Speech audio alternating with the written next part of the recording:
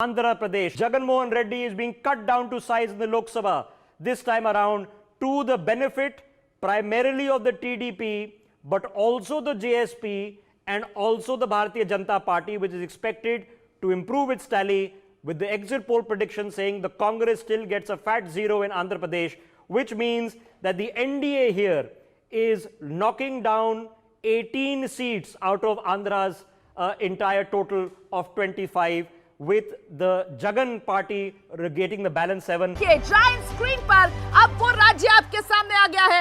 आंध्र प्रदेश का मैं जिक्र कर रही हूँ और आंध्र प्रदेश में देखिए किस तरीके से इंडिया गठबंधन के खाते में 53%, माफ कीजिएगा, एनडीए के खाते में 53% वोट शेयर जाता हुआ यहां पर नजर आ रहा है। इंडिया के खाते में वोट शेयर जो है वो महज 3% नजर आ रहा है। वहीं वाईएसआरसीपी के खाते में 42% वोट शेयर जाता हुआ नजर आ रहा है। मतलब एनडीए जहां पर बीजेपी के साथ टीडीपी भी है, जनसेना भी है, तो मिलकर बीजेपी कड़ी टक्कर देती हुई वाईएसआर कांग्रेस को। और सीटों के लिहाज से अगर ये आंकड़ा तब्दील होगा तो वो बड़ी तस्वीर क्या उभरेगी। सीटों में एनडीए के खाते में 21 से 25 सीटें जा सकती हैं और वाईएसआर कांग्रेस जो है वो 0 से 4 सीटों पर सिमट सकती है। 2019 जानते हैं ना आप किस तरीके से वाईएसआर कांग्रेस थी जिसके खाते में 25 में से 22 सीटें गई थी, और वहीं टीडीपी बीजेपी अलग अलग चुनाव लड़े थे, टीडीपी के खाते में महज 3 सीटें गई थी। लेकिन इस बार तस्वीर पूरी तरीके से आंध्र प्रदेश में पलट सकती है बीजेपी के हक में। आंध्र प्रदेश आप बता रहे हैं भावेश, आंध्र प्रदेश एनडीए स्वीप कर रहा है, ये स्वीप ही है ना? बिल्कुल स्वीप है। और सही समय पे कैसे साथी चुना जाए, अलायंस चुना जाए, ये बीजेपी और सही पार्टनर चुनने के लिए मतलब सक्सेसफुल मैरिज का एक राज यहाँ पे खुल रहा है। दूसरी बात देखिए, आंध्र प्रदेश में मैं बहुत वहां आता जाता रहता हूँ। आंध्र प्रदेश में